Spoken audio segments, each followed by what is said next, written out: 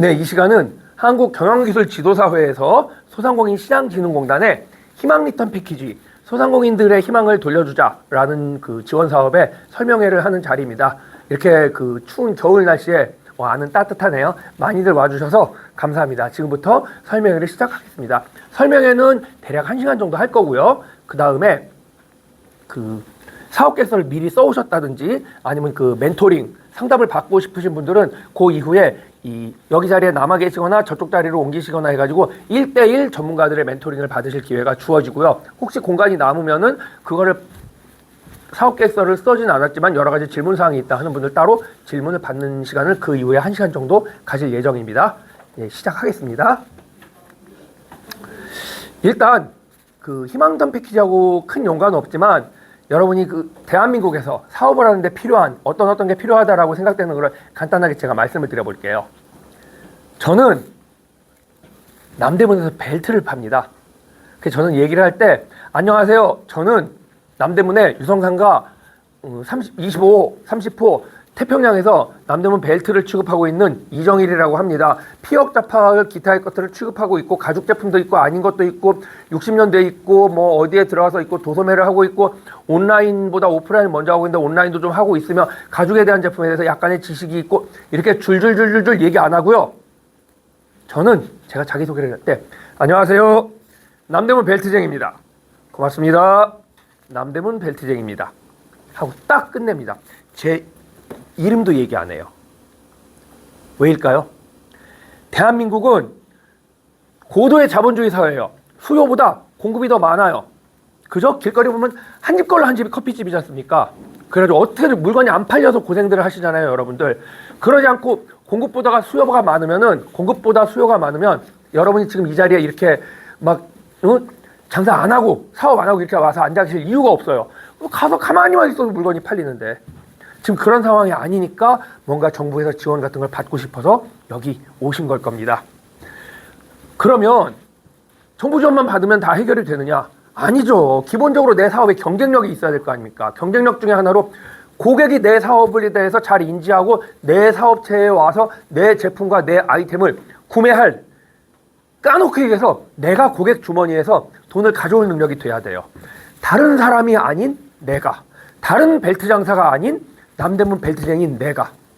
그쵸? 그렇게 하기 위해서는 고객들의 머릿속에 짧은 시간에 내가 금방 훅 들어가야 됩니다. 제가 아까 말씀드린 남대문에서 태평양 벨트를 하고 있고 도소매를 하고 있고 줄줄줄줄 이렇게 얘기를 해봐야 여러분들 한 달 뒤에 두 달 뒤에 저를 또 보시면은 제가 저 남대문에서 뭐 이렇게 하면 누구더라 본 것 같기도 하고 아닌 것 같기도 하고 그러실 거예요. 저 이정일이에요. 기억 못 하실 겁니다. 이정일이라는 이름이 놀랍게도 저도 네이버에 인물 검색하면 나오는데 제 앞으로 26명이 이정일이 나와요.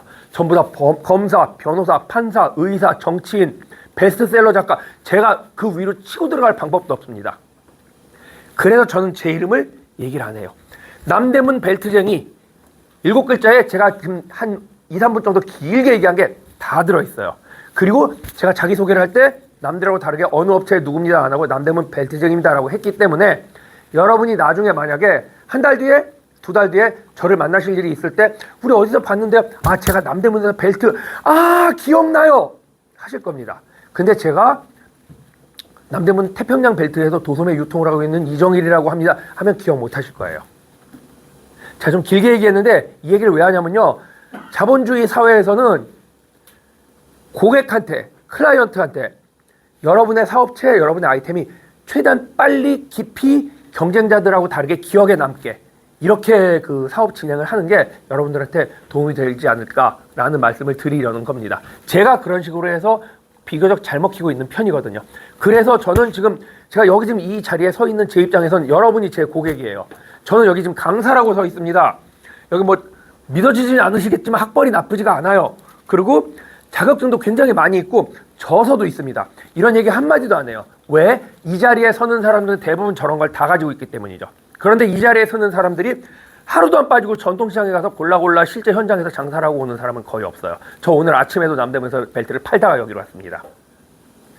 그렇다는 얘기는 이쪽으로 제가 차별화되어 있는 부분을 강조하면 여러분 머릿속에 좀 더 기억에 남을 거라는 얘기예요. 그렇죠? 정부 지원 사업도 마찬가지입니다. 2016년 정부 지원 사업의 취지는 이렇습니다. 요거 이제 영상 보시는 분들은 다시 보시면 되고요. 그렇지 않은 분들은 현장에서 넘어가도록 하겠습니다. 이게 중요해요. 여러분, 정부 지원 누구나 다들 받고 싶으실 겁니다. 기왕이면 갚지 않아도 되는 돈, 이런 거 받으면 좋죠.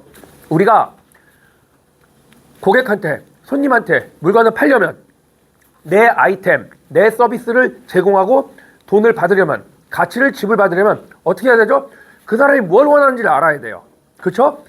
배가 있는 대로 부른 사람한테 맛있는 거 있다고 아무리 얘기해봐야 안 사 먹습니다. 우리는 지금 소상공인 시장진흥공단 설명회에 와 있고요. 소상공인 시장진흥공단은 대한민국에서 정부 지원 사업을 소상공인들을 위한 정부 지원을 제일 많이 해주는 곳입니다. 소상공인 시장진흥공단의 정부 지원을 받기 위해서는 소상공인 시장진흥공단에서 도대체 무슨 생각을 가지고 어떤 소상공인을 도와주는지를 알아야 돼요. 그렇죠? 우리 홈페이지에 가보면, 공기관들 홈페이지에 가보면 되게 재미없는 얘기들이 되게 많아요. 연혁, 뭐 이사장 인사말 이런 것들, 우리하고 아무 상관없는 것들. 하지만 그게 굉장히 상관이 있습니다.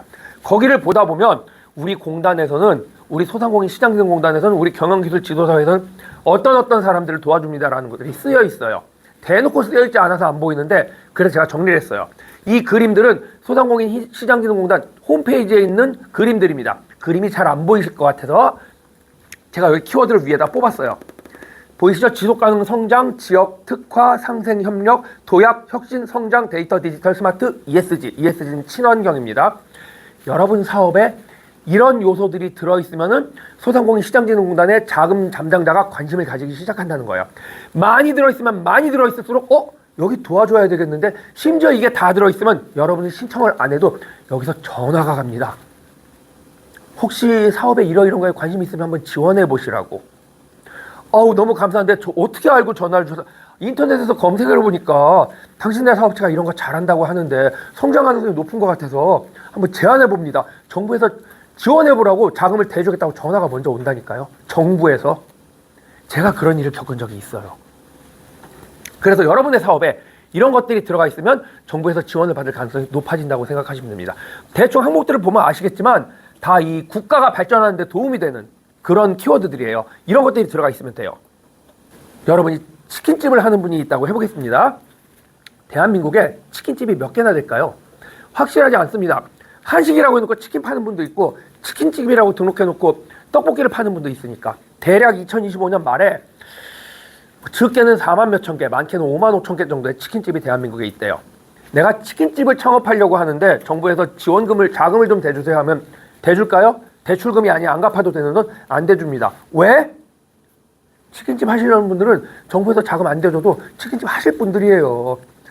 남의 주머니에서 소중한 세금을 걷어서 굳이 대줄 이유가 없습니다. 이걸 대준다고 했을 때, 그럼에도 불구하고 대준다 그러면 이유는 하나, 이 사람한테 이 자금을 대줬을 때 뭔가 소상공인 시장진흥을 원하는 내용이 있어서 그걸로 해서 다시 이분이 사업을 잘해서 돈을 벌어서 국민 세금으로 지원을 해줬는데, 돈을 많이 벌면 부가세니 소득세니 세금 낼 거 아닙니까? 이 세금을 이 사람이 많이 내서 도로 지원한 만큼의 세금을 걷어들이고도 남겠다. 이럴 경우에는 지원을 해줄 거예요. 그렇게 하기 위해서 필요한 게 뭐다? 차별화. 여러분이 그냥 치킨집을 한다 그러면 지원을 안 해줄 거예요. 그런데 예를 들어서 저는요, 녹차 먹인 닭을 해서 육질이 쫄깃한 이런 치킨집을 할 거예요. 이런 거 하는 데가 없습니다. 혹은 저는요, 품종 개량된 이런 닭, 요 닭만을 쓸 겁니다. 혹은 국내산 육개 중에 뭐 좋은 육개만을 쓸 거예요. 사실 어려울 거예요. 다 브라질산 닭 쓰고 그게 원가 차이가 많이 나니까. 혹은 저기 무슨 태풍이나 어디로 피해를 입은 어떤 지방의 어떤 지역에, 그 지역의 축산농가, 양계농가하고 계약하면서 그쪽 닭만 갖다 쓸 겁니다. 그래서 서로 거기도 잘 살고 우리도 잘 살고, 이런 방법으로 저희가 치킨집을 운영을 할 겁니다. 이런 식의 게 나오면은 이 정부에서 그 치킨집에 지원을 해줄까요, 안 해줄까요? 해주는 거죠. 왜? 지역 특화잖아요. 상생 협력이잖아요. 뭐 조금 오바긴 하지만 녹차 먹는 아이디어 좋잖아요. 혁신이잖아요. 지속 가능해서 성장할 수 있을 것 같잖아요. 남들 안 하는 거 하니까. 키워드들이 들어가니까. 이러면 정부에서 지원을 해준다고요.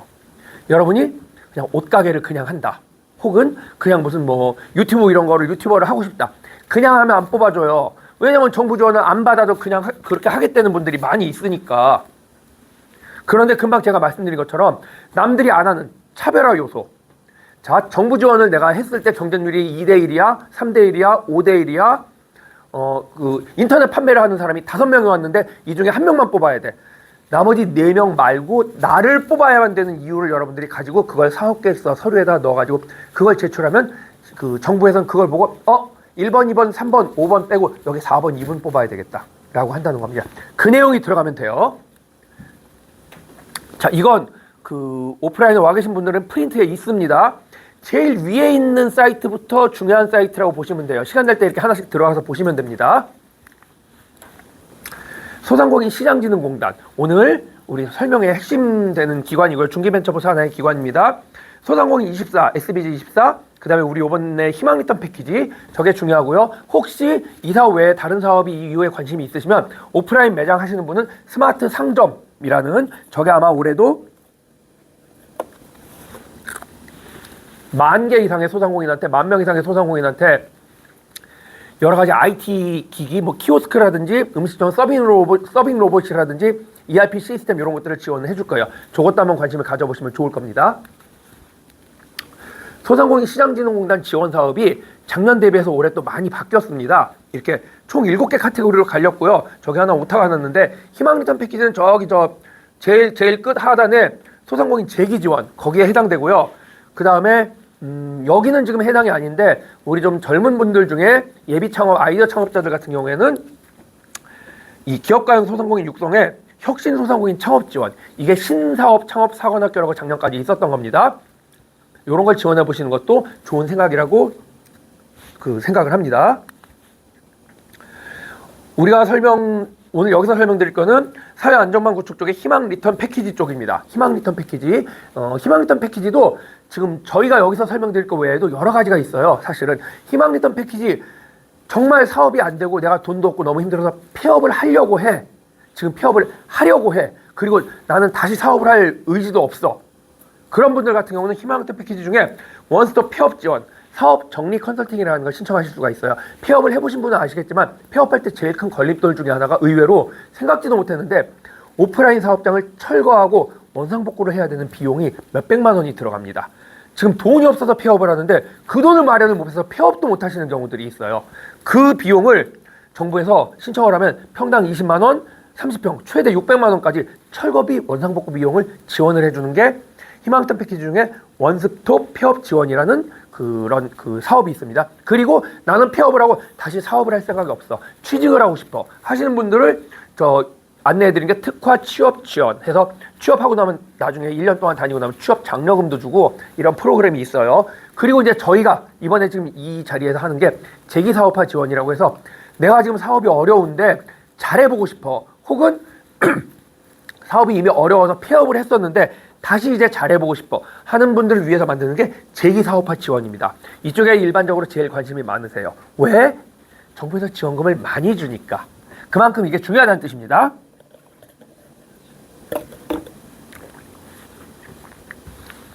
자, 이거는 아까 앞에서 말씀드린 폐업을 하시려는 분, 그리고 이제 사업을 그만두시려는 분들을 위한 지원 사업이니까 넘어가겠습니다. 서울 신용보증재단에서 서울 지역에는 굉장히 비슷한 사업이 또 있어요. 이것도 참고로 하시고요. 지금부터가 이제 오늘 이 자리의 핵심인 희망 리턴 패키지에 대한 공식적인 설명입니다. 희망 리턴 패키지는 말 그대로 소상공인들이 희망이 없는데 희망을 돌려받고 싶어. 희망을 리턴 받고 싶어. 이런 분들을 위한 지원 사업이고요. 크게 경영 개선과 재창업 두 가지 분야로 나뉩니다. 작년까지는 경영 개선을 훨씬 많이 모집을 했고 재창업을 조금 모집을 했는데 올해부터는 정부 지침이 달라져서 재창업을 하시려는 분들을 좀 더 챙겨드리자라는 취지에서 경영 개선과 재창업을 1대1로 모집을 해요. 아마 지금 참가하신 분들이나 영상을 보시고 계신 시점에서 경영 개선은 마감이 되었을 가능성이 매우 높고요. 재창업은 상황에 따라서 아직 신청이 가능하신 케이스가 있을 겁니다. 경영 개선은 매출이 2014년 대비 2015년 매출이 10% 이상 떨어졌거나 재해 재난 지역 이런 지역에 해당되면 되고요. 강원도는 그런 지역이 있는데 서울은 2016년에는 재난 지역이 따로 없습니다. 그렇기 때문에 매출이 10% 이상 떨어지셨어야 되고요. 반대로 50% 이상 떨어졌다 하면은 계속 사업이 가능한 사업체가 맞나 싶어서 추가적인 정밀 진단을 요구하는 경우가 있기 때문에 또 매출이 너무 많이 떨어지신 분들은 내가 왜 매출이 이렇게 많이 떨어졌는지를 합리적으로 납득할 수 있고 내 이 매출을 다시 금방 끌어올릴 수 있다라는 걸 증명을 하셔야 선정에 유리하실 겁니다. 경영 개선과 재청업 두 가지 분야 각각에 전국에서 2,500건씩 해서 1,250건씩을 선정을 하고요. 뽑히게 되면 아래쪽 보시듯이 지원금은 정부에서 지원해주는 돈이 갚지 않아도 되는 돈입니다. 그만큼 열심히 잘하셔야 되겠죠. 최대 2천만 원까지 지원을 받으실 수가 있습니다. 그런데 이걸 그냥 다 주는 건 아니고 이게 현금으로 주는 거 아니고요. 통장에다 2천만 원 딱 꽂아주는 게 아니고 그만큼의 바우처 형식으로 어디다 써라라고 미리 사업 계획을 제출해서 그 용도에 맞게 이 돈을 써라라고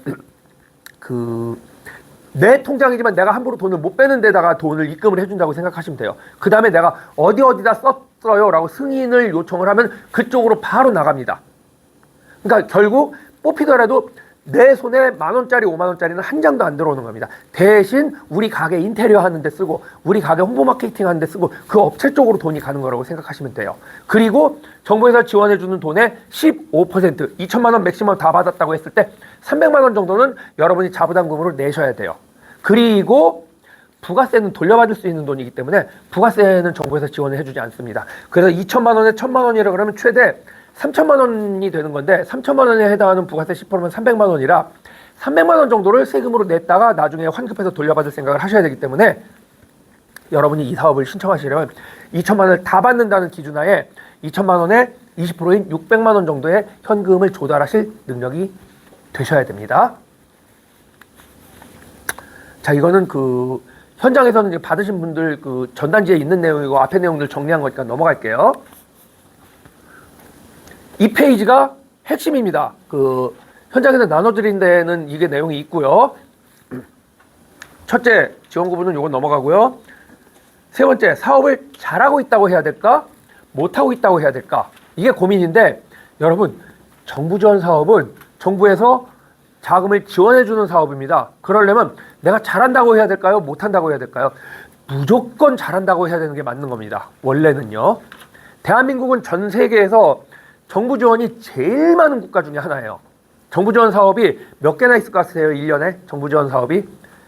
저도 안 세봐서 모르는데 아무도 모를 겁니다. 기본적으로 2,000~3,000 개가 넘어요. 지역별로 지자체 이런 데로 하는 게 많기 때문에 정확한 개수는 그때그때 국가에서도 전부 다 카운트를 해봐야만 아는데 몇천 개가 되는데 그중에 나한테 맞는 거 이걸 찾아가지고 지원해서 돈을 받아야 되고 이게 안 갚아도 되는 돈들 같은 경우는 뭐 대출 같은 경우는 그렇지만 경쟁률이 굉장히 높기 때문에 무조건 잘할 수 있는 사람 정부에서 국민 세금을 지원을 해줬을 때 이걸 정말 잘해서 세금 이상의 결과물을 끄집어낼 수 있는 사람 이런 사람을 주는 게 맞습니다. 그렇죠? 그러기 위해서는 일반적으로 나 특허 있어요.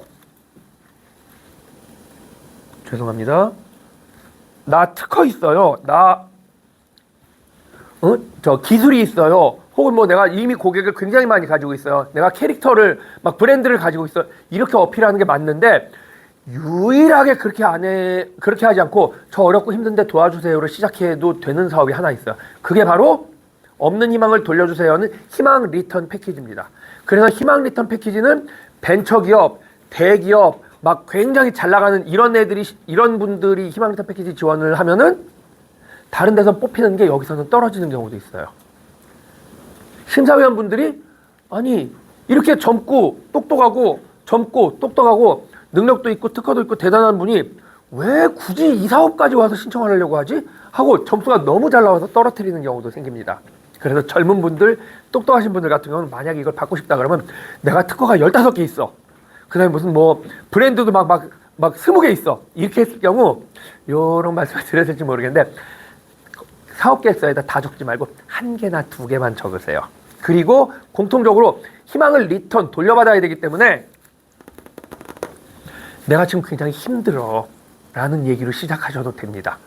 다른 정부 지원 사업은 안 돼요. 내가 힘들어 이런 얘기하면 여기 능력이 없구나 하는데 여기는 원래 취지가 그렇기 때문에 내가 지금 힘들어 라는 얘기를 하셔도 돼요. 다만 내가 지금 힘든 게 현재의 내가 잘못해서 힘든 게 아니어야 돼요. 집안 환경이 어렵다거나 뭐 집안에 피치 못할 사정이 있었다거나 내가 불의에 무슨 사고를 당했다거나 이런 것들 있지 않습니까? 예를 들면 녹화를 하기 때문에 이런 얘기를 해도 될지 모르겠는데 어려서부터 우리 집은 가난했었어. 남들하는 외식 몇 번 한 적이 없었지. 일터에 나가신 어머니 집에 없을 때 혼자서 라면을 끓여 먹다가 너무 배가 고파서 시장에 나갔더니 잘 팔리게 생긴 아이템을 내가 찾은 거야. 그래 이제부터 해보고 싶어. 근데 돈이 없어서 정부에서 좀 도와주세요.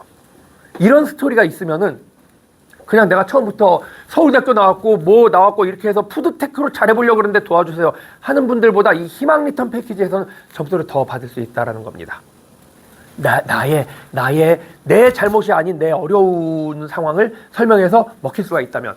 그래서 내 약점을 솔직하게 털어놓는데 그 외에 내가 강점을 가지고 있고 내 약점을 정부 지원을 통해서 다시 이 강점과 섞어서 더 약점을 강점으로 발전시킬 수 있어. 이런 걸 설득을 시킬 수 있으면은 희망리턴 패키지에서는 이 사람이 약한 게 있고 강한 게 있구나. 그래서 도와줘야 되겠다라고 해서 점수를 더 받기가 좋아요. 자, 자부담금은 아까 얼핏 말씀드렸으니까 일단 넘어가는 걸로 하고요. 사업계획서 쓰기 전에 신청부터 했다. 무슨 뜻이냐면요. 2년 전, 그러니까 2023년이죠. 2024년까지는 재창업의 경우에는 사업계획서를 미리 작성해서 제출을 했어야 됐어요. 그래서 신청이 되게 어렵습니다. 그런데 지금 여기 와 계신 분도 그렇고 이 영상을 보고 계신 분도 아마 아직 사업계획서를 완성본을 제출하지 않으셨을 거예요. 일단 먼저 신청해서 선착순으로 마감부터 해놓고 그 다음에 이런 분들을 찾아서 진단을 나갑니다. 전문가가, 진단 컨설턴트가. 그래서 진단 컨설턴트가 여러분이 정말 이 신청을 하긴 했는데 지원받을 자격이 있는지를 점검하러 나가십니다. 왜 그러냐면 요즘 세상이 각박하고 그러니까 너무 정말 아무것도 없는데 일단 돈을 줘봐요. 그럼 내가 어떻게든지 해볼 테니까 이런 식의 신청을 하신 분들도 꽤 있어요. 의외로. 그렇기 때문에 이 전문가라고 하는 분들은 역시 마찬가지 60대의 경영대학 교수님 급에 육박하는 그 지적인 능력을 가지신 분들이 나가요. 그러니까 웬만큼 말도 안 되는 얘기를 해서는 안 통합니다. 현장에 여러분들이 계신 현장에 직접 나갈 겁니다.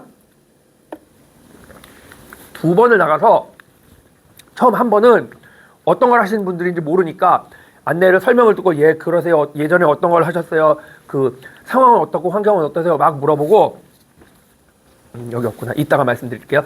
굉장히 여러 가지 항목을 막 100개가 넘는 항목을 보면서 아 그러시군요. 체크가 이제 예 아니요 잘했음 별로임 막 이렇게 막 혼자서 이제 점수를 매기세요. 그런 걸 하는데 여러분들이 지금 신청을 해서 진단 컨설턴트 선생님이 나간다고 하면은 그때부터는 그분이 여러분들한테 염라대왕이고 옥황상제라고 보시면 돼요. 그분한테 잘 보이면 합격할 확률이 높아지고 그분한테 잘못 보이면 합격할 확률이 낮아진다고 보시면 돼요. 자, 다시 현장 진단이 어떻게 대처하는 것이 좋을까? 그분들이 딱 갔을 때, 자, 이제 그분들 입장에서 보시라는 거죠. 그분들이 선생님들의 사업체를 진단하고 검토하고 여기를 지금 된다고 내가 얘기를 해줘야 되나? 아, 여기 어렵겠어요. 신청 포기시키는 게 낫겠어요. 라고 해야 되나? 라고 고민을 하고 갔는데 딱 갔는데 한두는 되게 젊고 똑똑해 보이는데 되게 젊고 똑똑하고 스마트해 보이는데 얘기를 하다 보니까 그냥 머릿속에 생각만 준비가 하나도 안 돼 있네. 또 한 분은 반대로 딱 만나봤는데 좀 어수룩하고 순진해 보이셨는데 제가요 여기 지금 장사가 잘 안 되는데 저쪽에 아파트가 들어오고 뭐하고 상권 분석을 해봤는데 이게 내년에는 상권이 커질 때고요. 저쪽에 지금 대학이 하나가 들어오면서 학생들이 많이 다녀서 지금 제가 하는 이 사업을 학생들이 좋아할 만한 이쪽 사업으로 바꾸려고요. 요게 뭐 지금부터 8개월 뒤에 들어오는데 제가 2개월 동안 이쪽 관련된 교육을 받고 3개월 동안 전문가의 자문을 받아가지고 딱 기본적인 걸 마련해 놓고 인테리어 고치고 이렇게 하면은 그러고 다시 재오픈을 하면은 거기 학교가 생기고 새로 아파트 단지가 생기면서 입주가 시작되고 학생들이 들어오는 타임에 한 2달쯤 전에 오픈이 될 것 같습니다. 그러니 저를 좀 도와주세요. 라고 내가 이렇게 많이 준비했어. 라고 진단 선생님이 왔을 때 얘기를 꺼내면은 이분은 내가 도와드려야 되겠는데 하는 생각이 들지 않겠습니까? 그래서 이 진단 컨설턴트 방문할 때 진단 선생님한테 최대한 점수를 딸 수 있게 내가 사전에 준비를 많이 해야 되고요. 그 다음에 도중에 오늘 이 설명회보다도 훨씬 더 긴 시간 동안 그 선정되기 위해서 뭐가 필요한지 교육을 받으십니다. 그 교육을 아주 성실하게 참여하고 내가 공부를 많이 했다라는 거를 어필을 하면은 이 정부 입장에서도 아 이분은 자금을 지원해 줬을 때 그냥 물에 물 탄 듯 술에 술 탄 듯 어디로 돈이 새는지 모르고 새고 날아갈 뿐 아니고 진짜 목숨 걸고 이 돈을 종잣돈으로 해서 열심히 해서 사업체를 키우실 분이구나 라고 믿게 되겠죠. 그렇게 만드는 게 현장 진단 부분에서 여러분들이 그 취해야 될 그 준비물이라고 보시면 돼요. 그 다음에 재창업, 업종 전환의 기준이 무엇인가라고 했는데, 자, 재창업에 대해서 설명을 드리겠습니다. 아마 아직 신청을 안 하신 분들 같은 경우는 지금 경영 개선이 마감이라 신청을 하시기가 힘들 거예요. 미리 말씀드리지만 저희 지금 이 설명회를 듣고 나간다고 해서 지원금을 받으시는 게 아닙니다. 일단 신청이 돼야 되고요. 그 다음에 여러분이 컴퓨터로 사업계획서를 작성해서 여러분이 직접 하시든지, 아, 내가 컴퓨터를 잘 몰라서 좀 어려워 하면은 지인이나 자제분들, 잘하시는 분들 도움을 받아서라도 계속 이제 우리 사업을 하면서 도움을 주실 수 있는 분이어야 되겠죠. 컴퓨터로 사업계획서를 작성해서 제출을 해서 그 다음에 발표까지 하거든요. 여기까지 다 통과를 해야 최종적으로 뽑히는 거고요. 뽑힌다고 해서 현금이 내 통장에 들어오는 게 아닙니다. 뽑힐 때 내가 어디다가 얼마, 어디다 100만 원, 어디다 200만 원, 인테리어에 300만 원, 홍보 마케팅에 530만 원을 쓰겠습니다. 그래서 그게 다 결제가 통과되면 그 인테리어 업체로 돈이 나가고 홍보 마케팅 업체로 돈이 나가는 거예요. 여러분이 현금을 손에 쥐시는 건 아닙니다. 그걸 다시 명심하시고 그 상황에서 이제 보자고 하면, 경영 개선이 있고 재창업이 있는데요. 재창업 같은 경우는 신청 조건이 재창업 신규, 재창업 도약, 재창업 업종 전환 세 가지가 있습니다. 재창업 신규하고 재창업 도약은 둘 다 내가 기존에 폐업했던 이력이 있어야 돼요. 사업 공고일 2월 27일 되기 전에 폐업을 했던 이력이 한 번이라도 있어야만 됩니다. 재창업 신규는 폐업을 하고 내가 아직 사업자가 현재 아예 없는 상태야. 다른 업종의 사업자도 없어야 돼요. 아무것도 없어야 됩니다. 내 명의로 아무것도 없어야 됩니다. 재창업 도약은 폐업을 하긴 했는데 작년에 희망 리턴 패키지가 된 이후에 창업을 했어. 예를 들어서 작년 6월에 창업을 했어. 폐업을 했다가 작년 6월에 창업을 했으면 희망 리턴 패키지를 신청할 방법이 없었잖아요. 그런 분들을 위해서 창업한 지 최근 1년이 안 된 분들 요번에 신청하세요라고 하는 게 재창업 도약입니다.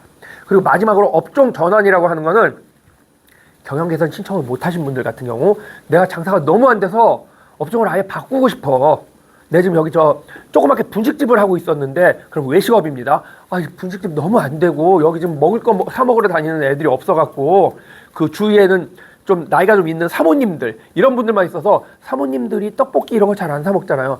이거 닫고 칸이 작아서 마땅히 음식을 제대로 된 거 하기도 그렇고 그냥 내가 무슨 액세서리, 소품, 옷가게 이런 걸로 바꾸고 싶어. 이렇게 했을 경우 사실상 완전히 업을 바꾸는 거기 때문에 폐업이나 마찬가지란 말입니다. 이런 경우에 사업자는 놔두고 음식업, 외식업에서 도소매업으로 바꾸는 거, 이런 게 이제 업종 전환이에요. 재창업은 이 세 가지 중에 하나입니다.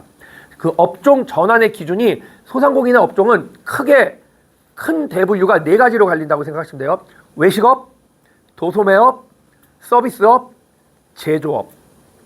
재창업 업종 전환의 경우는 여러분이 현재 이 넷 중에 한 가지를 주업종으로 하고 있는데, 작년 2025년 말 부가세 신고를 하거나 주업종 표시되어 있는 것 중에 이 네 업종 중에 하나를 주업종으로 사업을 하고 있는데, 그 업종 외의 다른 업종으로 사업을 바꾸면서 올해 연말에는 사업자 등록증에서 작년 말까지의 주업종이 완전히 없어져야 됩니다.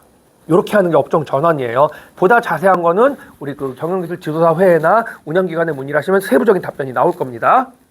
자, 그 다음에 마지막에 자기기술서 사업계획서를 어떻게 써야 합격 가능성이 높아질까? 이게 오늘 설명의 핵심 부분인데, 시간이 지금 많이 남지 않았으니까 이제 이 부분 설명해서 진행을 하도록 하겠습니다. 이건 지금 재창업 평가표라고 되어 있는데, 경영 개선하고 재창업은 이 평가 항목이 거의 똑같습니다. 폐업 공제금 요거 하나만 빼고는 똑같아요. 이게 공고문에도 나와 있습니다. 이걸 사진을 찍으셔도 되고, 여러분 그 온라인에 나와 있는 공고문을 보시면 나오는데, 이게 여러분 심사위원이 누군지는 몰라요. 저도 모르고 여러분도 모릅니다. 하지만 모든 심사위원들이 심사를 하기 위해서 이 표를 받습니다. 여기에 맞춰서 심사를 해주세요. 발표평가는 아직 가려 멀었으니까 아래 빼고 위에 서류평가만 보겠습니다. 여기에 맞춰서 점수를 매겨주세요라고 하는 겁니다. 보세요. 어떤 항목이 점수가 많은가? 신청자 역량 중에 사업화 의지 및 전문성. 내가 이걸 얼마나 그 사업을 잘 하려는 의지가 있고 정말 하고 싶고 얼마나 열심히 잘할 수 있고 내가 이걸 하기 위해서 얼마나 준비를 많이 했고 이쪽에 잘하고 있는지를 설명하는 거. 그게 20점이에요. 100점 만점에 20점. 되게 크죠? 그 다음에 사업화 아이디어 참신성 및 독창성. 내가 남들 하는 거하고 다르게 이러이런 부분을 잘할 수 있어 라는 것들. 그게 20점입니다. 그쵸? 자, 이 얘기를 저 간단히 정리해보면 아까 제가 앞에서도 말씀드렸던 것처럼 남들 하는 거 똑같이 나도 하겠다 라고 하면 이 점수를 잘 못 받을 거라는 뜻이에요. 그쵸? 사업 계획서를 대충 이렇게 손으로 좀 몇 줄 쓰다 말고 조금 쓰면은 아우 이거 의지가 부족하네. 남들은 진짜 공들여서 막 10장씩 썼는데 여기다 점수를 못 받을 거라는 뜻입니다. 그쵸? 요즘 20점짜리 2개를 점수를 잘 받으실 수 있으면 나머지 10점짜리들도 대부분 잘 받으실 거예요. 이걸 보고 여기에 맞춰서 점수를 잘 받을 수 있게 그 서류를 작성을 하셔야 된다는 얘기입니다. 지금 당장 작성할 필요는 없고 진단 컨설턴트, 진단 선생님이 오셨을 때 같이 이런저런 얘기를 하면서 작성을 하면 되는데 그 선생님들이 작성을 도와드리진 않아요. 작성은 여러분들이 하는 겁니다. 다만 말씀드렸듯이 그 선생님들이 작성을 잘하는 법, 진단을 하는 법을 대해서 알아보기 위해서 방문을 하셨는데 이미 우리 선생님들이 제가 이걸 미리 작성을 해봤습니다 하고 보여줬는데 되게 작성이 잘 돼 있어. 그럼 그분들이 자기들이 알고 있는, 본인들이 알고 있는 합격 요령을 하나라도 더 알려주고 싶지 않겠습니까? 그래서 미리 이렇게 설명회를 들으시고 미리 그런 내용들을 미리 사업계획서나 자기계획서를 작성하는 연습을 해서 미리 초안을 만들어서 진단 선생님들이 오셨을 때 먼저 보여주시는 쪽이 선정될 가능성이 확실히 높아진다는 뜻입니다. 이건 이제 아까 말씀드렸고요. 사업을 잘하고 있다가 못하고 있다고 해야 될까? 강점과 약점을 잘 표현해야 됩니다. 내가 어렵고 힘든 부분이 있다는 건 확실하게 인정을 하고 전부 다 잘한다고 하시는 것보다는 오히려 그쪽이 더 점수를 잘 받아요. 다만 정부 지원을 받아서 그걸 극복할 수 있다는 걸 보여줘야 됩니다. 자부담금은 아까도 말씀드렸듯이 그 전체 비용의 15%에 해당하는데 내가 얼마를 지원한다고 하면 좋을까라는 부분인데요. 지금 최대 2천만 원 받는다고 되어 있습니다. 저 밑에 보시면은 전체 10명을 뽑으면요. 10명 중에 1등부터 3등까지는 지원한 금액이 2천만 원이라서 2천만 원을 다 줘요. 3등부터 7등까지는 2천만 원을 신청했을 때 1,700만 원 줍니다. 7등부터 10등까지는 1,400만 원을 줘요. 그러니까 등수에 맞춰가지고 돈을 비례해서 준다는 뜻입니다. 그리고 그 밑에는 당연히 돈을 못 받는 겁니다. 자, 그런데 여러분들이 난 1,000만 원만 있어도 되는데 해서 1,000만 원만 신청을 하세요. 가능합니다. 그러면 1,000만 원 신청해서 뽑히면 1,000만 원만 받는 거예요. 다만 근데 1,000만 원만 신청을 했는데 저기 7등부터 10등까지 된다. 그러면 저렇게 2,000 신청했을 때 1,400 받듯이 1,000 신청하면 700만 받는 겁니다. 내가 지원했던 만큼 못 받는 거예요. 그리고 반대로 내가 1,000만 원을 받고 싶은데 내가 한 1,500 이렇게 신청을 했어. 그랬는데 되게 우수해서 1,500이 다 됐어. 받고 나니까 부담스러워. 나 1,500까지 필요 없는데 그러면 근데 저는 1,000만 원만 받을게요. 깎는 건 돼요. 붙이는 건 안 돼요. 그래서 여러분들이 그 자금 지원 신청하실 때 가능하면 여러분이 필요하신 금액보다 낮추지 마시고 살짝 여유를 두시는 쪽이 좋습니다. 이해하기 쉽게 서울대 합격한 학생이 나 장학금 받고 싶어요 해서 지방대로 내려가는 건 되지만 지방대 커트라인으로 붙은 학생이 나 서울대 보내주세요. 넌 점수가 안 돼. 못 올라오잖아요. 그거라고 생각하시면 돼요. 가능하면은 조금 상향 지원을 하시는 게 좋고요.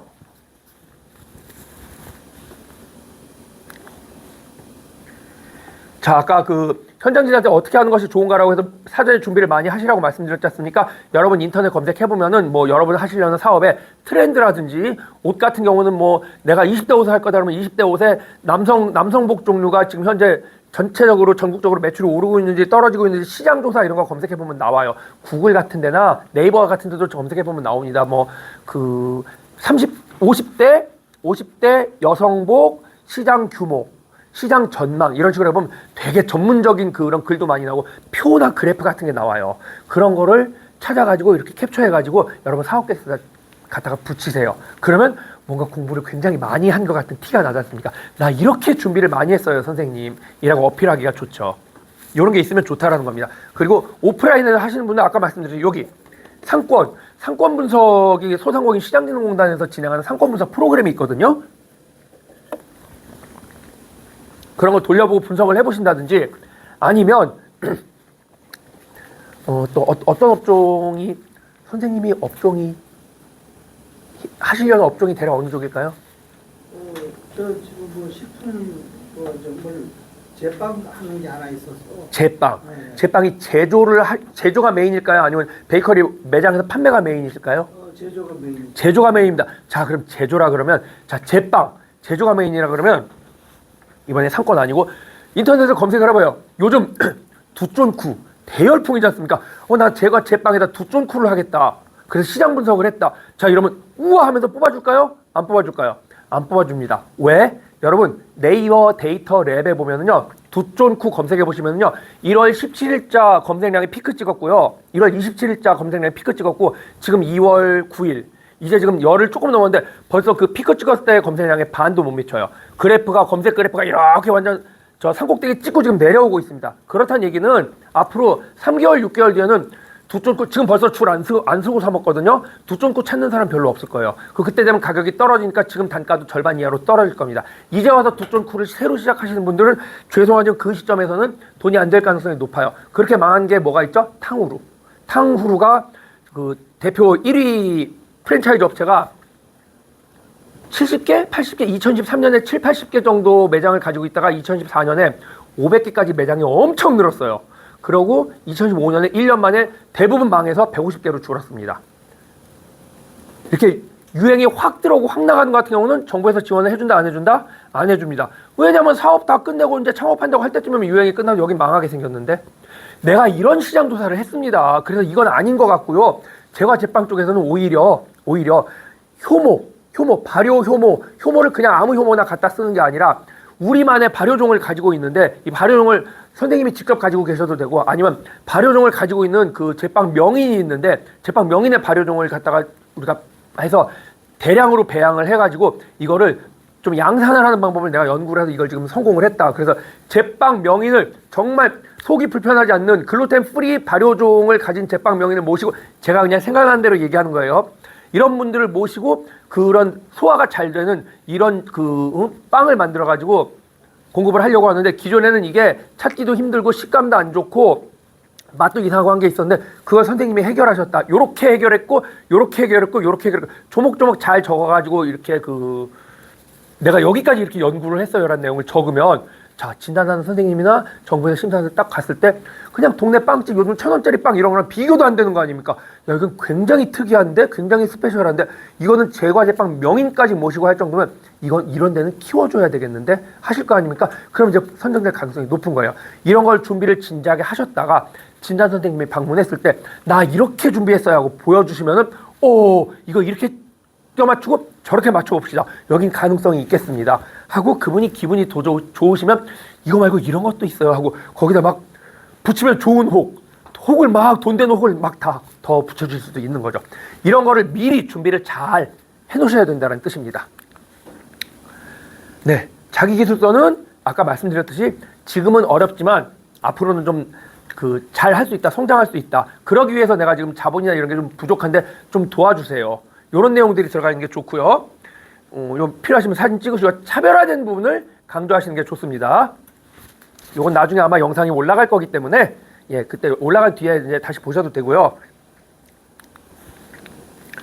자, 이제 사업계획서 얘기입니다. 사업계획서는 내용이 부실하면 붙을까요? 떨어질까요? 당연히 내용이 부실하면 떨어져요. 반대로 아까도 말씀드렸듯이 내용이 너무너무 좋아, 너무 뛰어나, 막 특허가 막 10개씩 있고 막 이래요. 그럼 붙을까요? 떨어질까요? 떨어진다고 얘기 못 하는데 가점 요소는 안 돼요. 왜냐하면 이런 게 있습니다. 여러분들 지금 여기도 뭐 젊은 분들이 많지만 아주 젊은 분들 막 예비 창업 패키지, 벤처기업 막 이런 거 지원하신 분들이 있어요. 그런 분들이 지금쯤 지원을 한단 말이거든요. 지금쯤 지원을, 다른 쪽에 지원을, 이거랑 중복해서 지원이 안 되니까 그쪽을 지원을 했습니다. 그랬다 그쪽이 떨어졌어요. 그 다음에 어떻게 하겠습니까? 이쪽에 만약에 추가 모집을 한다든지 할 때 되면은 나 이쪽 거 떨어졌는데 그거보다 더 낮은 단계 이쪽 희망성 패키지 지원을 해보자 해서 들어온단 말이에요. 그래서 이 너무 뛰어난 사업계획서가 오면은 정부에서, 너무 뛰어난 사업계획서가 들어오면 정부에서는 이거 희망성 패키지 받으실 분들이 아니라 다른 데 막 5천만 원, 1억짜리 이런 거 지원받는 벤처기업 지원 사업 하다가 안 되니까 이리 왔네. 이분은 희망성 패키지를 열심히 할 그럴 분이 아니네. 이렇게 생각을 하기가 쉬워요. 그래서 너무 뛰어나면 오히려 감점이 되는 경우도 있어요. 여기 혹시 그렇게 준비하고 계신 분이 있으면은 좀 오히려 수준을 좀 낮춰야 될 필요도 있습니다. 차별화 포인트를 강조해야 된다. 밑에 적어드렸듯이 남들 다 하는 내용, 뻔한 내용으로 내용이 다 차 있으면 안 돼요. 나만 할 수 있는 내용들이 가능하면 많이 들어가 있어야 됩니다. 저 같은 경우는 아까 제가 남대문 벨트쟁입니다라고 말씀드렸잖아요. 예를 들면 저 같은 경우는 차별화 요소가 저희 남대문에서 65년째 사업을 하고 있어요. 큰 사업은 아니면 조그만 가게이긴 하면 65년째 장사를 하고 있고 100년 가게 장수소상공인 후보고요. 특허가 벨트는 쓸만한 특허라는 게 6.25 전쟁 이후로 나온 게 한 손에 셀 정도밖에 안 되거든요. 특허하고 디자인권을 두세 개를 가지고 있는데 제가 직접 가지고 있는 건 아니고 특허를 가지신 분을 통해서 그 전용 실시권, 독점 판매권을 저희가 가지고 있습니다. 그리고 그 특허가 굉장히 품질이 좋아요. 그래서 굉장히 잘 팔립니다. 그리고 자세히 말씀드리긴 그렇지만 그 이태리 가방, 샘소나이트급의 이태리 여행용 가방 브랜드 사용권을 저희가 가지고 있어요. 이 정도만 해도 소상공인 입장에서 굉장히 큰 여러 가지 차별화된 요소를 가지고 있는 셈이고요. 그리고 이제 제가 이제 여기 이런 데서 이렇게 설명을 할 수 있을 정도로 자격과 뭐 경력, 학력 이런 것들을 다 갖추고 있기 때문에 저 같은 경우는 아마 이런 지원 사업을 지원하게 되면은 선정 가능성이 매우 높을 것 같지만, 예, 여기 이렇게 나와 있는 관계로 일단 제 이름이 나오는 순간 사업계획서를 교수님들이 떨어뜨립니다.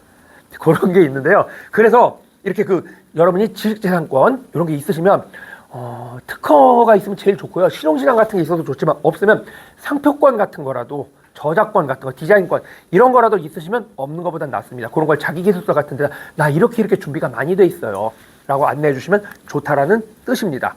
자, 이런 걸 하는데 아까도 말씀드렸듯이 제가 여기 여러분이 전혀 모르는 누군가가 여러분한테 나 떼돈 벌 기가 막힌 아이디어가 있는데 1,000만 원만 빌려주세요. 그럼 내가 한 달 뒤에 이자 20% 붙여서 드릴게. 아유, 한 달에 20%면 어마어마한 이자지 빌려주시겠습니까? 안 빌려주시죠. 왜? 첫째, 당신이 누군데요? 난 당신 누군지도 모르는데요. 둘째, 한 달에 20%는 말이 돼요? 누가 믿으라고요? 근거를 대보세요. 그럴 거 아닙니까? 담보를 제공하지 않느냐, 근거를 대야 될 거 아니에요. 그런 근거가 아주 신뢰도 높은 근거가 있어야 돼요. 여러분이 새로운 사업 같은 경우는 시장 조사를 충분히 해봤다거나 막 사람들이 다 인터뷰를 하고 조사를 해봤더니 이 아이템이 너무 좋다. 빵을 만들었는데 시식회를 했더니 사람들이 줄 서서 먹으면서 이거 어디서 사냐? 언제 나오냐? 어떻게 하면 구할 수 있냐? 막 물어본 전화통이 불이 나더라. 이런 그런 데이터가 있다든지 혹은 아까 말씀드렸듯이 인터넷에서 검색을 했더니 이쪽 시장이 소화가 잘 되게 하는 그런 천연 발효빵 이런 시장이 계속 커나가고 있다더라. 라든지 혹은 발효빵에 관련된 이 빵에 관련된 이런 쪽에 관련된 제과 명인이 대한민국에 전국에 이 정도 레벨이 되는 명인이 20명밖에 없는데 20명 중에 2분이 저하고 같이 일을 하기로 했습니다. 그러면서 그 2분 이름을 여기다 성함을 정확하게 구체적으로 적는 겁니다. 그럼 이제 이 정부에서 심사하신 분들이 믿을 수밖에 없겠죠. 혹시 음식점을 하시는 분들 횟집 혹은 고기 이런 거 하시는 분들이 있다. 횟집 같은 경우는요. 예를 들어서 이런 것도 얘기하면 안 되는데 나는 매일같이 새벽에 어디 나가서 그 횟집 시장에서 수산시장에서 직접 매일같이 새벽에 그날 갓 올라온 그 생선을 내가 직접 가져옵니다. 라고 사업계획서에 적으면 좋아. 뽑힐 가능성이 높겠죠? 하지만 그렇게만 적으면 믿는다 안 믿는다? 안 믿습니다. 그럼 어떻게 하냐? 저는요. 매일같이 새벽 4시부터 5시에 노량진 수산시장에 39번 경매인이 경매 풀기 전에 먼저 챙겨놓은 거, 저희 거 먼저 챙겨놓은 거 이거를 이틀에 한 번씩 39번 경매인한테 직접 가져옵니다. 라고 적습니다. 믿겠습니까? 안 믿겠습니까? 아니 39번 경매인이라고까지 적었는데 정부에서 안 믿겠냐고. 이분은 진짜로 노량진 수산시장 가서 경매인한테 직매입을 해오는구나. 그러면은 남들은 그렇게 안 적는단 말이에요. 남들은 갓 잡은 신선한 생선만 가져옵니다라고 적는데 다 그렇게 적는데 한 사람만 39번 경매인한테 월수금 새벽 4시에서 5시 사이에 S급만 제가 뽑아봅니다 라고 적으면은 다른 횟집 지원 사업계획서보다 이 사람 사업계획서가 훨씬 더 믿을만 하잖아요. 이 사람께 통과될 가능성이 높아지겠죠. 그런 식으로 아주 차별화되고 아주 구체적인 정보를 적으면 정부에서 심사하시는 분들이 이 사람은 진짜야. 요즘 애들 말로 찐이다.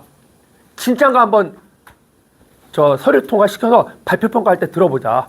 그래서 발표평가할 때 물어보는 겁니다. 39번 경매인이 어떻게 생겼습니까? 까지는 안 하겠지만 39번 경매인하고는 얼마나 오래 거래를 하셨어요? 질문 몇 개 던져보면 이 사람이 진짜 39번 경매인하고 잘 알고 있는 사이인지 아니면 그냥 아무렇게나 거짓말을 한 건지 이분들은 그런 면접을 수천 번을 받기 때문에 잘 안단 말이에요. 질문 턱 던졌는데 나오면 진짜로 새벽같이 노량진 시장에 나와서 진짜 가져오시는 분이구나 해서 뽑힐 가능성이 높아지는 거죠. 그런 신뢰도가 높은 싶은 이런 정보를 제공하시면 돼요. 그리고 지원 항목의 적절성, 이건 이제 미리 말씀드리는데 여기 우리 까놓고 말씀드려서 여러분 희망지원 패키지가 아니더라도 아까도 말씀드렸지 다른 데서 돈 더 많이 주는 데 있으면 거기를 가실 거 아닙니까? 저 같아도 거기를 갈 거예요. 근데 기왕이면 지금 여기 앉아서 돈을 받는 입장에 이 돈을 내가 쓰고 싶은데 쓰시면 좋을 거예요. 제일 비용을 많이 필요로 하시는 부분들이 젊은 분들 같은 경우는 온라인 마케팅, 그러니까 마케팅에 두 번째로 많이 쓰고 제일 많이 희망하시는 데가 인테리어에 많이 희망을 하십니다. 코로나 때문에 어려워져서 특히 오프라인 매장 같은 경우는 인테리어가 낡은 저기들이 많으니까 재창업하시는 분들은 새로 만드니까 상관없는데 경영개선 같은 경우는 인테리어를 많이 원하세요. 그런데 인테리어는 대표적인 항목 중에 하나로 그러니까 인테리어 업체는 그냥 맡기면 돼. 별도의 전문가가 정부 전문가가 달라붙을 필요가 없는 항목이 인테리어예요. 그렇죠? 내가 인터넷 홍보 마케팅을 잘하려면 인터넷 홍보 마케팅 업체에다 그냥 맡겨도 되지만 돈 얼마 안 들이고 네이버 플레이스나 이런 거 뭐 잘하는 법 이런 거 가르쳐주는 온라인 마케팅 전문가, 정부에서 무료로 상담해주는 전문가 이런 사람한테 조언을 받으면 좋아요. 그런데 인테리어는 인테리어 업체에다 내가 돈 주고 이렇게 만들어주세요 하면 외부에서 전문가한 사람이 아무리 달라붙어 봐야 그 업체에다 맡긴 게 더 고도화된다든지 어마어마하게 만들어지지 않습니다. 그렇죠? 그리고 그 다음에 좀 이따가 말씀드리겠지만 인테리어 같은 경우는 자산성 요소기 때문에 인테리어를 하지 말라는 얘기는 아닙니다. 인테리어 같은 경우는 자산성 요소기 때문에 인테리어를 진행을 했을 때 가점을 받기가 상대적으로 쉽지가 않아요. 그래서 인테리어도 괜찮지만 인테리어를 할 경우 내가 왜 정부 자금을 가지고 인테리어를 해야만 되는지에 대한 그런 설득력 있는 내용이 담겨 있으면 좋습니다. 마지막으로 중요한 건데요. 여러분 사업이 종료가 됐을 때 여러분 정부에서 왜 국민들의 세금을 걷어서 여러분 같이 이런 분들을 뽑아서 굳이 이 국민의 세금을 안겨드리겠다 하는 이유가 뭘까요? 여러분이 그로 인해서 뭔가 잘 돼서 이 국민의 세금 받은 만큼의 걸 다시 정부에다가 주로 뭐가 됐든 간에 국가의 부를 증진시키는데 이바지하기를 바래서 주는 겁니다. 그렇죠? 그러기 위한 것들이 여러분이 마지막에 제시가 되면 좋아요. 뭐냐면요. 잘 기억하세요. 첫째, 매출이 증가되는 게 좋아요. 당연하죠. 내가 정부 돈을 1,000만 원을 받았는데 연말에 매출이 오히려 떨어졌어. 그럼 이 사람 지원 왜 해줍니까? 그런데 매출이 막 되게 많이 늘어서 내가 부가세 소득을 내는 게 1,500만 원, 2,000만 원을 냈어. 그러면 정부에서 투자해준 돈을 몇 배의 이자를 쳐서 받는 꼴이 되지 않습니까? 예, 그래서 매출이 잘 나올 수 있게 2026년 말에 이 사업이 1년짜리니까 1년 안에 내가 매출을 이렇게 올릴 수 있다라는 그런 구체적인 계획이 있으면 좋아요. 둘째, 그게 아닐 경우 고용 창출. 요즘 일자리 없어서 난리지 않습니까? 그래서 상대적으로 지금 무인 점포 사업을 하시겠다는 분들 같은 건 좀 약할 수 있는 게 다른 뭔가 플러스 요소를 내셔야 돼요. 고용 창출. 내가 이 사업을 잘 만들어서 키워가지고 사람을 신규 고용을 하겠다. 그래서 신규 고용 못하면은 실업급여 받아야 되고 돈을 못 벌면은 사각지대로만 모이고 이래서 그럼 국가에서 사회복지 비용이 많이 들잖아요. 그거를 내가 그런 신규 고용을 하신 분들한테 월급을 주면서 이걸 해결을 해주겠다라는 걸 간접적으로 어필하게 되면 국가의 부를 증진시키는데 간접적으로 도움을 주시는구나. 세 번째, 대한민국 안으로 돈이 들어오게 하면 되잖아요. 수출에 기여를 하겠다. 외화벌이에 도움을 되는 일을 할 수 있다. 이런 정도의 내용이 담기면은 아무래도 선정되는 유리하겠죠. 그 누구도 아니다. 그럼 마지막에 아까 말씀드렸듯이 국가의 지식 자산을 늘리겠다. 특허를 내겠다. 상표권을 등록하겠다. 디자인권을 만들겠다. 이런 거를 해가지고 지식 자산권 같은 거를 등록하고 혹은 사업 모델을 고도화하겠다. 학원 같은 거 하시는 분들 같은 경우는 국어, 영어, 수학, 교수법을 잘해서 영어 단어 암기 특별 기법 이걸 개발해가지고 그걸 교재를 만들겠다. 이런 거 같은 경우는 특별한 교육법을 만들어내는 거니까 좋지 않습니까? 새로운 신제품을 개발하겠다. 이런 것들 같은 경우는 그 국가의 부를 전체적으로 국가의 지식 자산을 늘리는 거니까 이런 건 이제 점수를 받기가 좋죠. 이런 것들이 2026년 말 이 사업은 1년짜리 사업입니다. 연구개발을 끝내주는 걸 해가지고 2년 뒤에 3년 뒤에 정말 좋은 제품이 나올 거예요. 이런 거는 효과를 별로 못 보고요. 2026년 말까지 그럴싸한 그런 내용들이 KPI라고 하거든요. 키 퍼포먼스 인디케이터. 구체적으로 수치화될 수 있는 게 1년 안에 나올 수 있다라고 하면은 단순하게는 지금 현재는 월 매출이 재창업이니까 아예 없던지 아니면 지금 현재 월 매출 한 500만 원, 600만 원인데 이렇게 마케팅하고 이렇게 하고 해서 어느 지역에 누굴 불러들이고 이렇게 해서 온라인 쪽에서 20%, 오프라인 쪽에서 30%, 그 다음에 신규 시장 15% 해가지고 연말에는 현재 매출이 월 500인데 연말에는 평균 매출을 750으로 50% 올리겠다. 이게 아주 근거가 그럴싸하게 이제 표시가 되면 매출이 오르겠구나. 사실 연말에 매출이 오를지 안 오를지 저희는 지금 모르지 않습니까? 근데 이런 식으로 아주 근거 있게 내가 이렇게 분석을 했어라는 게 나오면은 여러분이 점수를 받을 가능성이 높아지는 겁니다. 자, 그리고 공통적으로 여러분이 그 사업 계획서나 자기 실수에 들어가야 되는 게 이게 자기 실수에 주로 들어가야 되겠죠.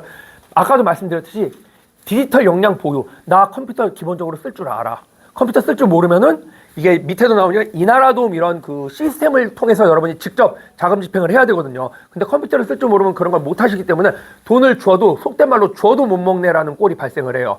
그럴 경우라 그러면 정부에서 공연히 공들일 필요가 없지 않습니까? 잘하는 사람이 있는데 왜 잘하는 사람을 떨어뜨리고 못하겠다는 사람을 줘요? 여러분들이 컴퓨터 활용 능력이 충분히 있다. 혹시 여러분이 부족하시면은 여러분들 자제분이 뭐 그 남편이나 부인이 이런 걸 잘해서 같이 사업을 같이 하기 때문에 이런 걸 다 진행할 수 있다라는 거를 그 믿을 수 있게 만들어줘야 됩니다. 그리고 젊은 분들 같은 경우 연배가 있으신 분들도 마찬가지예요. 챗GPT 요즘 인공지능 써서 챗GPT로 레포트 제출한다 이런 얘기 많이 들어보셨죠? 네, 챗GPT 같은 거 쓰실 수 있으면 적극적으로 쓰세요. 쓰지 마세요. 아니면 안 보이게 하세요가 아니라 적극적으로 쓰세요. 확실히 챗GPT 같은 거 쓰면 이 사업 계획서나 자기 기술의 퀄리티가 아주 좋게 나옵니다. 단 챗GPT가 다 써주고 나는 손도 안 대고 그냥 구경만 했어라는 티가 나면 안 돼요. 상당수의 분들이 사업 계획서를 받아보면은요, 야, 이거 90%가 인공지능이 써줬구나. 본인이 뭘 하긴 했냐? 라는 느낌이 드는 분들이 의외로 되게 많습니다. 챗GPT를 써서 초안을 받으시는 건 좋아요. 아주 좋아요. 내가 생각 못한 아이디어들이 많이 나오거든요. 그 다음에 그거를 내 얘기로 싹 갈아엎으셔야 돼요. 예전에 이런 경우가 있었어요. 리틀 야구단, 아이들 모아서 스포츠 클럽을 만드는데 어디다가 홍보 마케팅을 할 거냐, 홍보 마케팅 계획, 배달의 민족을 통해서 하겠답니다. 잘 아시겠지만 배달의 민족은 먹는 거, 배달 이런 거 홍보만 하는 거예요. 어디서 나온 얘기인지 모르겠는데 누가 이렇게 사례로, 그때는 인공지능이 아니었을 때지만 누가 우수한 사례입니다 하고 이렇게 사례 보여준 거, 그거 갖다 그냥 그대로 베껴 쓴 거예요. 음식점 사례 보여준 거 가지고 저 스포츠 클럽에서 그거 갖다 쓴 거예요.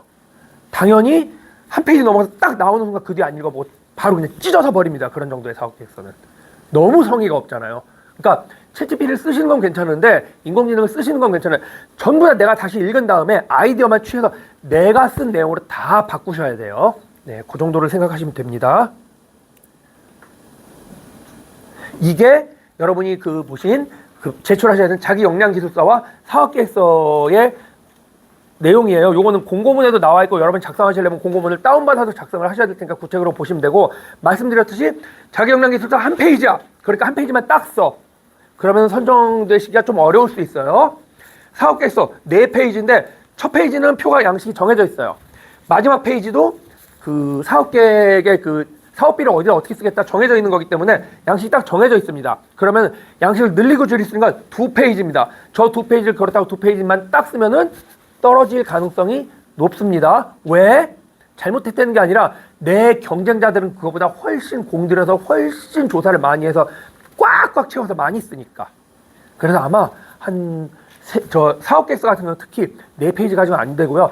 정말 내용이 좋으면 6페이지 이상.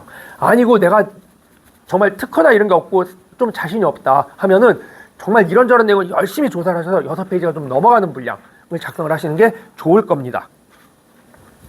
이렇게 쓰면 안 된다는 예를 보여드린 거예요. 자기 기술서. 이렇게 쓰면은 여러분 그냥 보시기에도 빈칸도 너무 많고 내용이 지금 잘 안 보이시지만 너무 성의 없이 쓴 티가 나거든요. 이렇게 쓰면 떨어져요. 이렇게 쓰면 떨어진다. 이렇게 쓰면 너무 부실하게 써서 떨어진다라는 걸 대충 보여드리고, 이걸 지금 보여드리려고 합니다. 마지막으로 여러분이 여러분 사실 이거 돈 받고 싶어서 신청하시는 거잖아요. 그리고 돈이 현금으로 들어온 게 아니라 여러분이 원하시는데 여기다 쓸게요라고 글이 돈이 나가는 겁니다. 그렇기 때문에 여러분이 어디다 쓸지를 지정하시는 게 굉장히 중요해요. 국고 보조금이 정부에서 주는 돈입니다. 이 중에 동그라미가 많이 있는 쪽에다가 쓰겠다고 하면은 점수를 얻기가 좋아요. X가 많이 있는 쪽에다가 쓰겠다고 하면 점수를 얻기 어려울 가능성이 높아요. 자, 보세요. 인증평가, 해썹, 위생등급, 상표, 특허, 동그라미가 3개나 있습니다. 시제품 제작, 동그라미 3개, 온오프라인 홍보, 판로, 동그라미 2개. 얘네들은 내가 저쪽으로 쓰겠다고 돈을 집행해놓고 아무것도 안 하고 가만히 집에 있으면은 저거 다 날아가는 돈입니다. 6개월 뒤에 다 날아가는 돈이에요. 그쵸? 자, 매장 모델링. 노트북, 에어컨 뭐 안 됩니다만 그 다음에 뭐 간판 이런 거 X가 제일 많아요. 그 다음에 브랜드 개발 재료비, 금형 적어도 X가 있습니다. 얘네들의 특징은 뭐죠? 만들어 놓고 이번 판 틀렸다. 만들어 놓고 받아놓고 가만히 6개월 있어도 내 자산으로 가치가 별로 안 떨어져요. 그쵸? 예. 저런 걸 받겠다고 하면은 일단 정부에서는 이분이 바로 열심히 하실 분인가? 동그라미가 많은 부분을 지원받겠다고 하신 분하고 X가 많은 부분을 지원받겠다고 하신 분하고 딱 갈렸다고 할 때 어느 쪽을 뽑을까요? 동그라미가 많은 쪽을 주로 지원을 받겠다고 하신 분이 점수를 받을 가능성이 높아집니다. 물론 예외도 있어요. 인테리어 같은 경우 내가 재창업을 할 거야. 그리고 받을 건데 내가 마침 하려는 게 똑같이 외식업종이라고 해서 찾았는데 내가 카페를 하려고 했는데 내가 받으려고 하는 그 업종이 그 뭐 치킨집이에요. 그래서 보니까 주방에 막 튀김기가 이렇게 나고 톡 튀어나와 있어서 카페를 하는데 커피 해가지고 이렇게 움직이는 동선이 이놈의 튀김기하고 이런 것 때문에 막혀서 그냥 못 움직이고 삥 돌아다녀야 돼. 그래서 튀김기를 철거를 하고 뭐 그 주방을 싹 드러내야 돼. 그런 이유 때문에. 자, 이건 누가 들어도 오케이 합리적이지 않습니까? 그렇기 때문에 인테리어를 해야 된다. 이런 건 말이 돼요. 그런데 그냥 막연히 나 지금 횟집을 하고 있는데 주방이 너무 낡아서 주방에 있는 여러 가지 냉장고니 이런 거니 막 타이로도 교체하고 이렇게 해야 돼. 라고 하면 정부에서 심사하신 분 입장에서는 아니 지금 손님이 없어서 장사가 안 된다는데 주방을 싹 고치면은 손님들이 그걸 알아줍니까? 그렇잖아요. 이상하잖아요. 예, 이런 경우는 점수를 받기가 어려울 거라는 뜻입니다. 그런 걸 이제 좀 감안하셔야 된다. 요 아래 보시면 환금성이 높고 법적 근거가 없는 항목. 환금성이 높다라는 게 이렇게 인테리어나 이런 거 나중에 권리금 받고 팔아먹을 수가 있으니까. 그 다음에 법적 근거가 없는 항목을 세금계에서 없는 무자료 거래, 현금 거래 이런 것들은 지원이 안 된다라고 생각하시면 돼요. 혹은 바로 팔아먹을 수 있는 거, 재료비 같은 거 이런 거 어렵습니다. 이런 것들은 보조금 활용이 어렵다, 지원받기가 어렵다, 다른 항목이어야 된다라는 것까지 하고 일단 저 영상으로 인사드리는 걸 여기까지 하겠습니다. 예, 고생 많으셨고 여러분들 꼭 사업에 선정되시기를 기원드리겠습니다. 감사합니다.